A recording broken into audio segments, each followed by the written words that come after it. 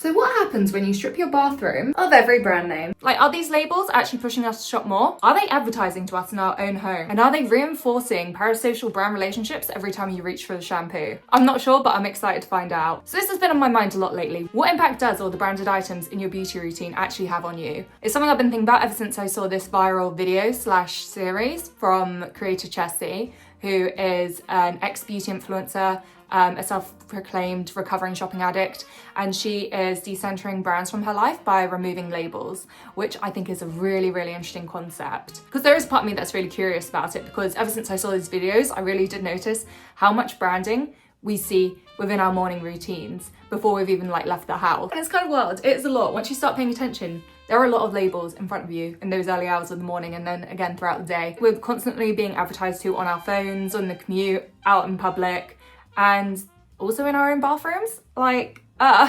It's exhausting, and it's no wonder we're in an overconsumption crisis. So the idea that removing labels could help quieten the noise and protect your own space is quite an exciting concept, and something that's got me quite curious, especially as someone who is trying to do Project Pan because clearly has an issue with having too many beauty products. So yeah, I think it's really interesting, and she has said herself that the reason she's done this is to help her shop less and to help her disconnect from brands and maybe stop shopping for the cult of brands or through advertising, and having a certain brand in your routine, for example having Hailey Bieber's Road, makes your routine feel cleaner, more clean girl, even if you're using the same products as you were before. Just because they're under that brand name, you feel like you're feeding into a bit more of a vibe. But I am also a little bit skeptical. It sounds pretty tricky to remove labels from all of your products. How will you know your shampoo from your conditioner, or your heat protector from your detangling spray, or which lipstick's which? You know what I mean? I see a lot of challenges coming from this. And also the thought of removing every label from every beauty product I own is also very tiring. But basically, there's a lot that excites me about this challenge and a lot that has me a bit apprehensive and a bit nervous. Is this gonna declutter my mind and life, or is it just gonna be a pain in the ass? There's only one way to find out. Okay, so we're gonna start in the bathroom. We're gonna start off small and just go with kind of my everyday products. I'm gonna clear this out a little bit because I wouldn't say I use everything in here every day. Toothpaste, yes, but now that I've started using retinol again, I'm not using my AHA cleanser anymore, so I'll take this out. I don't really want to have to do this challenge of any more products than needed. So yeah, let's get a little before. Ta-da! So yeah, I've got quite a few products here which I use.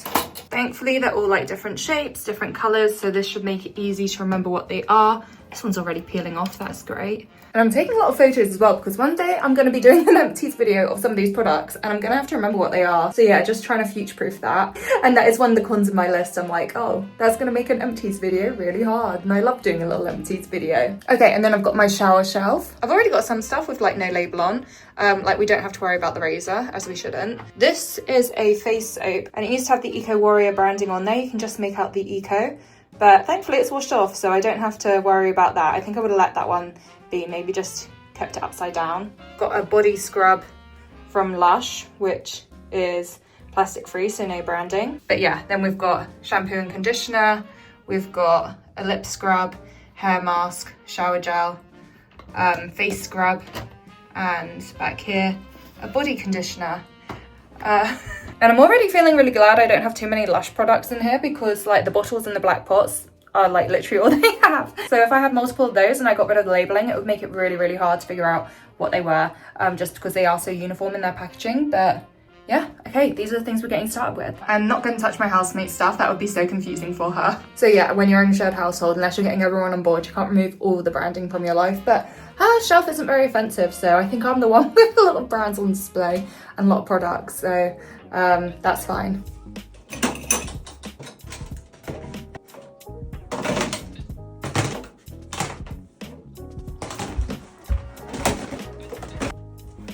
Oh, nearly forgot about my little face masks.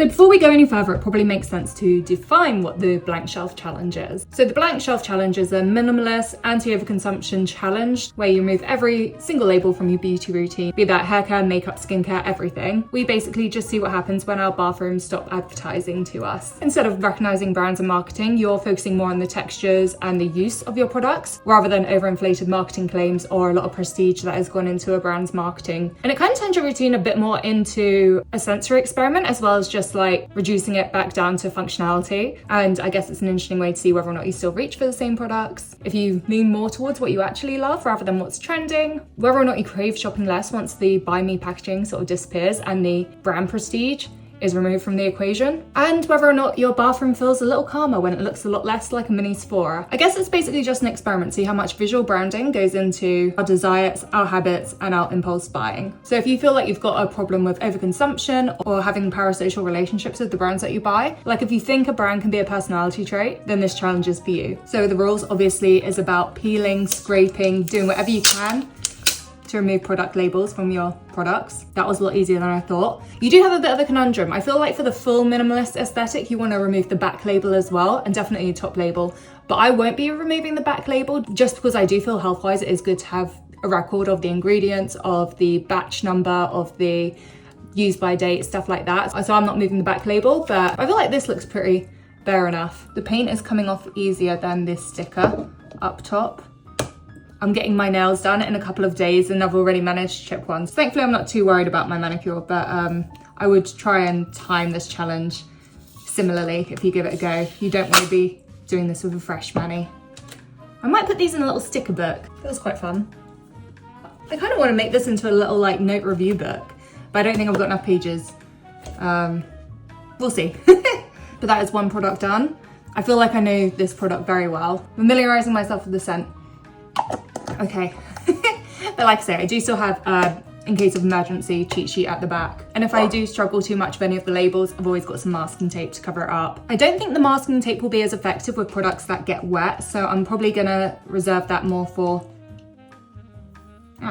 makeup. Because I have so many makeup products as well, I don't really want to peel them all. They're so small and fiddly. So I think masking tape will probably be the way forward with them. If you really want to make it aesthetic, the creator, Chessie, she has coloured masking tape, which I think does look really nice, but I couldn't find that in Sainsbury's. I saw it on Amazon, but I avoid shopping at Amazon, so I didn't go for that. So that's my hyaluronic acid now. It definitely looks quite satisfying. That looks very minimalist, very chic. So yeah, I'm really curious to see how I find this challenge. A lot of what I buy from when I buy... gonna go grab some tweezers. Yeah, you often have to go through all this when you recycle products anyway, so might as well go through it just a bit earlier on. Oh, that's left such a sticky residue. I think removing labels is probably the least fun part of this challenge. I think I might need oil or something. Okay, I'm gonna have to look up some advice on getting rid of the stick because that is not what I want. But yeah, another clear bottle. This is a hair mask. Yeah, okay, cool. With Lush, I could peel off just the front sticker, not the back sticker, but with the other two brands I've tried so far, it's all been on one piece, so it's not been easy to kind of like keep back that info, which makes sense. I do understand wanting to keep one sticker. I imagine that is actually quite waste reducing to have it all on one, but yeah, it's not helpful for me right now. I can't peel these off, I'm really struggling, so I think I'm gonna have to masking tape them. And I could also decant them into like an empty jar or something, but I'm happy with this for now. I'm aware it might not work too well because it is a shower product, which means it will be wet. But it does give me a chance to kind of like leave the conditioner out. You can see a difference already. This one feels so much quieter than this. Quite cute, isn't it? This is helpful. If I have any issues, I've got a lot logged. Obviously, these are products that you've been using for a while. You probably do feel pretty safe with using them. But I do still think it can be helpful to keep hold of the labels, even if it is in a little box or a little like plastic sleeve or something. It doesn't have to be in a notebook. Or you can take photos of everything and keep that in a little photo album, something like that, but just keep log of them just in case anything happens. But look, they look so good. My favorite is the Yognog shower gel, which actually gets a chance to shine even brighter without a label. I am much happier with the clear labeling than the masking tape labeling. But yeah, if it really bothers me, I can just decant.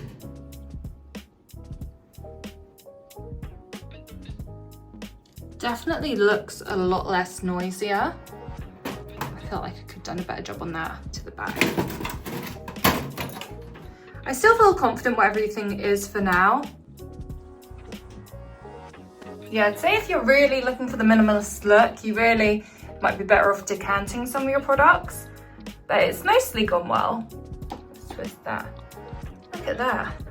I actually really missed labeling on my face masks. These were so cute. Now they look like, they look like leftover food. You know, like one might be hummus, one could be a bean dip, one could be pumpkin puree, which isn't too far off what the face mask is, but oh, I don't like it. I feel like this half challenge though, it's like how much are you in love with your products versus how much are you in love with the labeling. So we found a winner. So yeah, that is stage 1 complete.